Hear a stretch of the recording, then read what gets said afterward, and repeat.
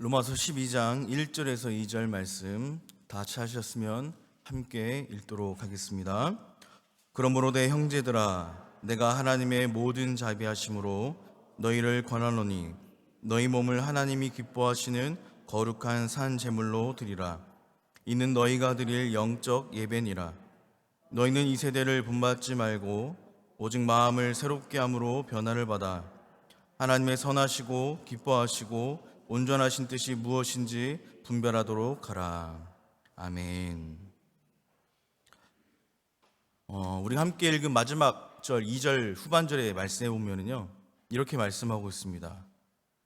마음을 새롭게 함으로 변화를 받아 하나님의 선하시고 기뻐하시고 온전하신 뜻이 무엇인지 분별하도록 하라. 우리에게 온전한 뜻이 무엇인지 분별하라고 말씀하고 있습니다. 온전한 뜻은 바로 주님의 뜻, 그것을 이야기를 합니다. 오늘 이 말씀을 한마디로 기독교인이 살아가야 할 방식을 말씀하고 있습니다.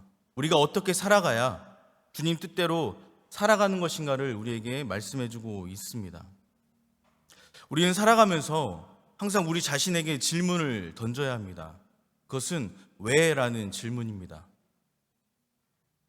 왜가 확실하지 않으면 우리가 하는 일 끝에서 우리는 결국 의미 없는 일을 하고 말기 때문에 그렇습니다. 내가 무언가를 할 때 그 왜라는 질문 가운데 답이 있어야만 그 일을 이루고 난 후에 보람이 있다라는 것이죠. 그런데 우리는 살아가다 보면 왜라는 질문 없이 막연하게 다람쥐 쳇바퀴 굴러가듯 그렇게 살아갈 때가 참으로 많이 있습니다. 신명기 4장 32절 말씀에 보면은 모세가 이스라엘 백성에게 이렇게 이야기를 합니다. 창조하신 날부터 이때까지, 이제까지 지나간 일을 상고하여 보라 라고 이야기를 합니다. 상고하다라는 것은 깊이 생각해 봐라 라고 이야기를 하는 것이죠. 우리가 믿는 사람으로서 신앙생활을 하면서 생각하는 것, 왜라고 질문 던지는 것은 막연하게 우리의 믿음 없음이 아니라 그것을 통한 질문을 통해서 우리 자신의 믿음이 더욱더 확실한, 더 견고해지기 위한 질문이다라는 것입니다. 우리는 종종 간혹가면서 왜라는 질문을 던집니다. 하나님, 하필이면 왜 저에게? 하나님, 제가 어떻게 했길래? 그러면서 우리는 깊은 생각에 잠기곤 합니다. 하나님 살아계시는 겁니까? 하나님 정말 저와 함께 하시는 겁니까? 라는 깊은 생각에 잠길 때가 있습니다. 결국 신명기서 4장을 쭉 읽다 보면 그것은 하나님께서 이스라엘 백성에게 큰 축복을 주시기 위한 깊은 뜻이었다라는 것을 우리는 알 수 있습니다.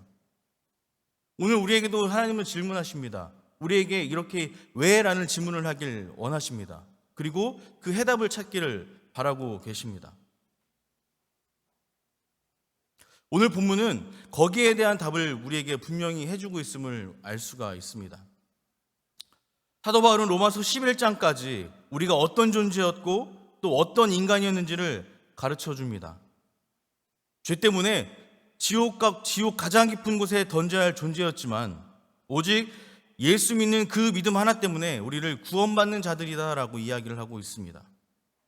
그 이야기를 무려 1장에서부터 11장까지 걸쳐서 우리에게 그렇게 이야기를 해줍니다. 그리고 12장에 들어와서 그렇다면 그렇게 하나님의 전적인 은혜로 되살아난 너희들은 앞으로 어떻게 살아가겠느냐? 라는 문제를 던져놓고 그 해답을 가르치고 있다라는 것이죠. 오늘 읽은 본문은 저희가 너무나도 잘 알고 있는 말씀입니다. 성경을 보지 않아도 외울 수 있을 만큼의 우리는 너무나도 잘 알고 있는 말씀이죠. 읽을 때마다 그래, 변화돼야지, 이렇게 살아가야지라고 다짐을 하지만 결국 우리의 삶은 어떻습니까? 매일 그 자리에 머물고 있다라는 것이죠. 오늘 이 말씀을 먼저 읽으면서 우리는 우리 마음속에 우리의 믿음의 고백 가운데 이런 고백이 있어져야 됩니다. 하나님, 지금까지 나의 믿음 없음을 용서해 주십시오 라는 그런 마음이 우리 가운데 있어야 될 줄로 믿습니다. 우리는 그동안 우리의 길 대신 예수님을 따라가지 않았습니다. 못했지요. 세상 사람들이 추구하는 방식과 비슷하게 어쩌면 똑같이 살아왔다라는 것이죠. 내 삶에 돈, 부귀, 명화, 권력 그런 것들만 얻기를 원했다라는 것입니다. 그런데 여러분 어떻습니까? 우리가 그렇게 쫓아 살았던 거기에 목적을 두고 살았던 우리의 삶에 그것에는 여러분 구원이 있습니까? 구원이 없다라는 것입니다.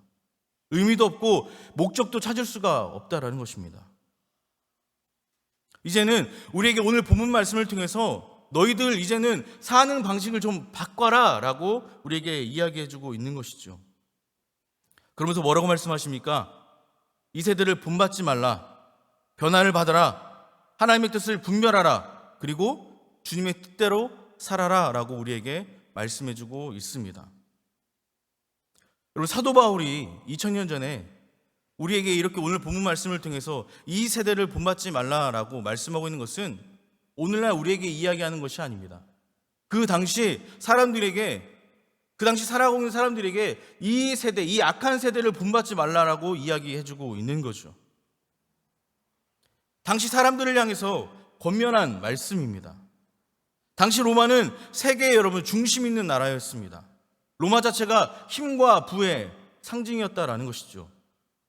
그런데 만약에 여러분 그 중심에 서 있다라면 힘이 있고 돈이 있고 권력이 있고 결국 그러한 삶을 통해서 그들의 삶에 무엇이 쫓아옵니까? 결국은 우리가 따라가지 말아야 할 삶의 쾌락이 따라간다라는 것이죠. 예전에는 나라들마다 빈부의 격차가 굉장히 심했습니다. 물론 오늘날도 심한 나라들이 있죠. 그런데 오늘날 여러분 돌아보면 어떻습니까? 잘 사는 나라들이 더 많아졌다라는 거죠. 우리나라도 옛날만 해도 어떻습니까? 굉장히 못 살았던 나라잖아요. 그런데 지금은 세계 어디에 나라도 잘 사는 나라에 속하지 않습니까? 그런데 나라가 잘 살면 생활의 수준도 높아져야 되는데 어떻습니까? 어느 정도 일부분은 높아졌지만 우리의 정말로 이렇게 입에 담지 못할 그런 밑바닥도 우리의 삶에 있지 않습니까? 결코 우리는 삶의 질만 높아진 것이 아니라 우리의 삶에 그렇게 우리가 영향받지 말아야 할 그 당시 로마 시대에 우리가 본받지 말아야 할 쾌락도 우리 가운데에 저변 깊이 깔려 있다라는 것이죠.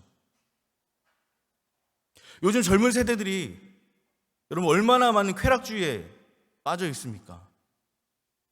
저도 젊은 세대에 속하고 있지만 저 때와 또 다른 오늘날의 20대의 삶을 보면 저도 혀를 내두를 정도의 저 때와 다른 또 다른 그런 쾌락주의에 빠져 있는 모습을 간혹 보게 됩니다. 오늘날 모습을 통해서 우리가 과연 세상 속에서 여러분 본받을 것이 무엇이 있겠습니까? 이러한 영향력 있는 아래에 지금의 세대는 우리가 본받을 세대가 아니라 결국 우리에게 변화돼야 될 세대라고 이야기를 하고 있는 것입니다. 그것은 예나 지금이나 앞으로도 그 세대를 본받지 말아야 된다라는 것이죠. 그러면서 우리에게 오직 마음을 새롭게 하고 변화를 받아라 라고 말씀해주고 있습니다. 우리가 우리를 지으신 주님의 목적에 따라 살기 위해서는 지금의 이런 방식은 안 되기 때문에 성경 말씀을 통해서 변화를 받아야 된다라고 말씀해주고 있습니다. 그런데 우리가 어떻게 변화를 받아야 될지 우리가 깊이 생각해 봐야 된다라는 것입니다. 성경에는 수많은 변화에 대해서 이야기를 하고 있습니다. 그런데 대표적인 예가 누구일까요? 바로 여러분 니고데모입니다. 요한복음 3장 말씀에 보면 니고데모에서 나오는데 니고데모가 여러분 예수께 찾아갑니다. 니고데모는 자신이 바리새인이었고 또 율법을 잘 지키는 사람이었습니다. 나름대로 말씀대로 잘 살려고 했던 사람이었죠. 그런데 그가 살아보니 어떻습니까? 그 삶에 회의가 들어오는 겁니다. 회의가 찾아오는 거죠. 그럴 때 그가 예수님을 찾아갑니다. 예수님께서 그에게 이야기하십니다. 물과 성령으로 거듭나지 아니하면 하나님 나라에 들어갈 수 없다라고 말씀하십니다. 그 이야기를 듣고 니고데모는 삶의 변화를 찾게 됩니다. 사랑하는 여러분, 변화라는 것은 우리 속에 내가 지배하는 것이 아니라, 세상이 지배하는 것이 아니라 내 삶에 나를 성령이 지배하는 것이 여러분 변화다라는 것입니다. 아마 오늘 이 예배에 함께하는 모든 성도님들이 그러한 성령님의 변화를 통해서 예수님을 믿게 되었고, 예수님을 통해서 새로운 삶을 살게 된 것 아니겠습니까? 이러한 삶을 그때만 변화된 것이 아니라 계속해서 끊임없이 하나님의 말씀을 통해서 우리의 삶을 변화시켜야 된다라고 우리에게 말씀해주고 있는 것입니다. 또 하나는 예수님의 제자들입니다. 요한복음 2장 말씀에 보면은요, 예수님께서 가나안 혼인잔치에 참여하게 됩니다. 그러면서 예수님께서 물을 포도주로 만드는 사건이 나오게 됩니다. 그때에 예수님께서 물로 포도주를 만든 후에 제자들이 예수님을 인정하는, 예수님을 믿는다고 고백하는 말씀 구절이 있습니다. 제자들은 그 일을 통해서 예수님을 믿게 되었다라는 것입니다. 그것을 통해서 그들의 마음이 완전히 바뀌었다라는 것을 우리는 볼 수 있다라는 것이죠. 예수님 안에 있으면 우리가 저렇게 변화될 수 있구나, 물이 포도주로도 변하는구나 라는 것을 경험하게 되었다라는 것이죠. 물론 니고데모, 예수님의 제자들, 그 외에 수많은 성경의 인물 중에 변화된 사람들이 많이 있습니다. 결국 그들의 삶의 중심에는 누가 있었냐면 바로 예수님이 자리 잡고 있었다라는 것이죠. 그 예수님을 통해서 마음을 새롭게 변화되고 그들의 삶의 중심이 바뀌게 된 것 아니겠습니까? 그렇다면 지금 우리들에게는 여러분 무엇이 변화일까요? 우리 시대의 진정한 변화는 여러분 무엇일까요? 구체적으로 우리가 뭘 바꾸고 사는 방식을 뭘 어떻게 바꿔야 우리 삶에 여러분 진정한 변화가 있을까요? 물론 매일매일 우리가 삶을 통해서 변화가 있기는 합니다. 그런데 오늘 말씀을 보면 주님이 우리에게 바라시는 것은 조금씩 변화하는 것도 중요하지만 너희들이 말씀을 통해서 확 뒤집어지기를 원하시는 거죠. 너희들 삶에 뭔가 전환점이 있어서 확 변화되는 것을 우리에게 원하시는 겁니다. 사랑하는 여러분, 지금 우리의 마음을 사로잡고 있는 것은 무엇입니까? 우리의 마음에 또다리를 틀고 있는 지금의 기대, 희망, 바람, 우리의 목적은 여러분 어디에 있습니까? 단지 내가 잘 먹고 잘 살기 위해서 오늘날 이 시대를 누리면서 살기 위한 여러분 거기에 목적이 있습니까? 거기에 여러분 희망이 있습니까? 그렇다면 우리는 잘못 살고 있다라는 것입니다.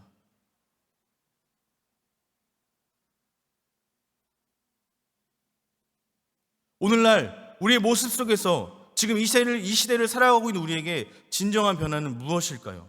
그것은 바로 지금까지 우리가 목적으로 삼았던 돈, 부와 명예, 권력, 내가 가지고 있는 나만의 달란트, 이것을 여러분 도구로 삼는 것입니다.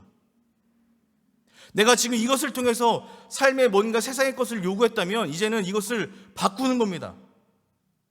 하나님을 위해서, 하나님의 교회를 위해서, 나의 신앙을 위해서, 나의 믿음을 위해서 이것을 바꾸는 거죠. 이것을 도구로 삼는 겁니다.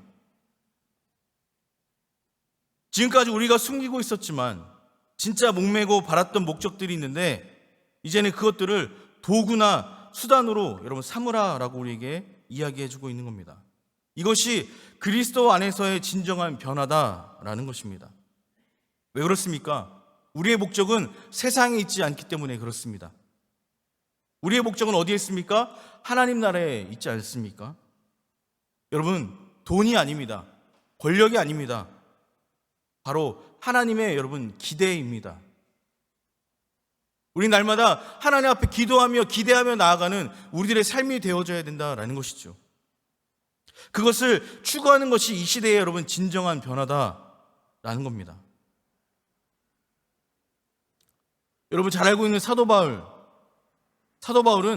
자기가 가지고 있었던 그 모든 것들을 배설물로 여겼다라고 고백을 합니다.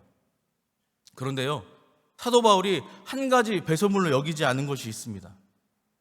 사도 바울은 자기가 가진 것들은 어떻게 보면 세상의 수많은 도구들이었습니다. 그런데 그가 가진 것 중에 그것을 관점을 바꿔서 하나님 앞에 귀하게 쓰임받은 것이 있습니다. 그것이 뭐냐면 바로 로마의 여러분 시민권이었다라는 거죠. 그가 가진 지식, 지혜, 가문, 이것이 중요한 것이 아니라 그가 가진 시민권 때문에 그는 어떻습니까?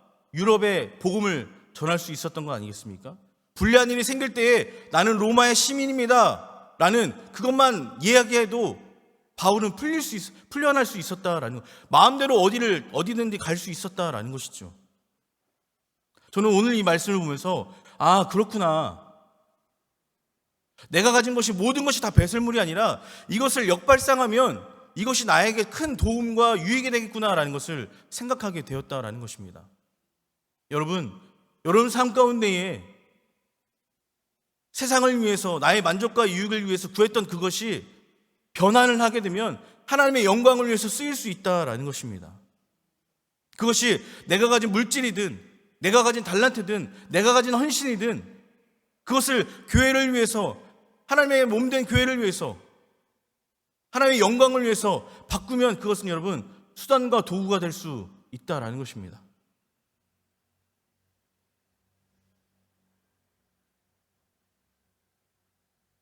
사랑하는 여러분, 우리에게는 어떤 목적이 있습니까? 그 목적을 여러분 어떻게 변화시켜서 하나님께 쓰임받는 수단으로 변화시킬 수 있겠습니까? 간절히 바라기는 내가 그동안 중요하게 여겼던 그 목적들을 하나님 앞에 귀하게 쓰임받는 수단으로 변화시키는 저와 여러분들의 삶이 되어지길 간절히 원합니다. 오늘 말씀을 통해서 우리 다시 한번 보면 하나님은 하나님의 뜻이 무엇인지 우리에게 분별하라라고 말씀하고 있습니다. 오늘 이 말씀은 자체로서의 의미가 있지만 전체적으로는 결론이기도 한 말씀입니다. 우리의 목적은 온 세상이 아니라 하나님이다라고 고백하고 있는 것이죠. 그러므로 구원을 얻은 우리가 할 일은 하나님의 선하시고 기뻐하시고 온전하신 뜻이 무엇인지 아는 것입니다. 여러분, 내가 누군가를 사랑할 때 그 사랑하는 사람이 기뻐하는 일이 뭔지 안다면 매우 그것은 중요한 일입니다. 왜 그렇습니까? 사람은 자기를 사랑하는 사람이 기뻐하는 일이 있다면 어떻게 합니까? 맹목적으로 하게 되어 있습니다. 마찬가지로 우리가 하나님을 사랑한다면 하나님이 좋아하시고 기뻐하시는 일이 뭔지 알아야 되는 것 아니겠습니까? 사랑하는 여러분, 하나님이 우리의 삶을 통해서 무엇을 원하실까요? 무엇을 기뻐하실까요? 과연 오늘날 우리의 삶은 교회 안에서 하나님께 기쁨이 되어지는 삶을 살아가고 있으십니까? 나로 인해서 여러분 교회가 시끄럽진 않습니까? 나로 인해서 목회자를 힘들게 하지 않습니까? 나로 인해서 옆에 있는 성도가 힘들어하지는 않습니까? 여러분, 그것은 하나님이 기뻐하시는 일이 아니다라는 것이죠. 하나님이 기뻐하시는 일은 하나님이 세운 이 몸된 교회가 하나님의 은혜 가운데에, 하나님의 사랑 가운데에 평화롭고 사랑이 넘치고 기쁨이 넘치고 감사가 넘치는 그러한 공동체가 되기를 원하신다라는 것입니다. 저는 간절히 바라기는 우리 교회가 그런 교회가 되어졌으면 좋겠습니다. 교회 문만 딱 열어도 감사가 넘치고 평안이 넘치고 기쁨이 넘치는 그런 교회가 되어졌으면 좋겠습니다. 물론 우리 교회는 이미 그렇게 충분합니다. 그러나 더 앞으로 세상의 많은 사람들을 위해서 우리가 더 노력해야 된다라는 것입니다. 예배만 올 때에도 어떻습니까? 기뻐서 어쩔 줄 모르는 그런 감동적인 예배가 되어졌으면 좋겠습니다. 그것이 바로 하나님이 기뻐하시는 일이다라는 것입니다. 선한 일을 할 때에도 정말로 누구를 기쁘게 하기 위해서 하는 것이 아닌지 여러분 정말 모를 때가 참 많이 있습니다.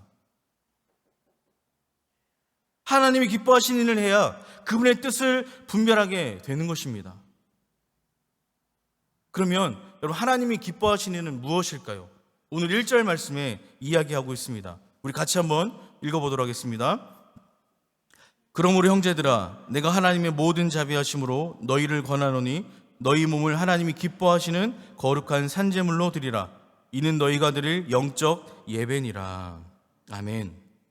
하나님은 우리가 하나님이 기뻐하시는 거룩한 산제물로 드려지길 원합니다. 그것이 우리의 영적 예배다라고 말씀해주고 있습니다. 산제물, 여러분, 이것은 무엇일까요? 온 우리의 삶을 이야기합니다. 우리의 모든 생애를 이야기를 하는 것이죠. 저를 포함해서 우리 모두가 다 하나님께 산제물로 드릴 수 있는, 우리의 삶을 온전히 드릴 수 있는, 우리의 삶을 통해서 하나님 기뻐 받으시는 영적 예배가 되어질 간절히 원합니다. 이것이 바로 하나님이 기뻐하시는 일이다라는 것이죠. 사랑하는 여러분, 사나 죽으나 주님께 제사를 바쳐서 제사처럼 바쳐지는 우리를 받으시기를 하나님은 원하십니다. 이 세대를 본받지 말라고 말씀하십니다. 마음을 새롭게 변화를 받으라 라고 말씀하고 있습니다. 지금까지의 우리의 삶의 방식을 죽이고 새로운 방식으로 살아가길 원하시고 계십니다. 그것은 내가 지금까지 목적으로 삼았던 그 목적들을 도구로 바꾸는 것입니다.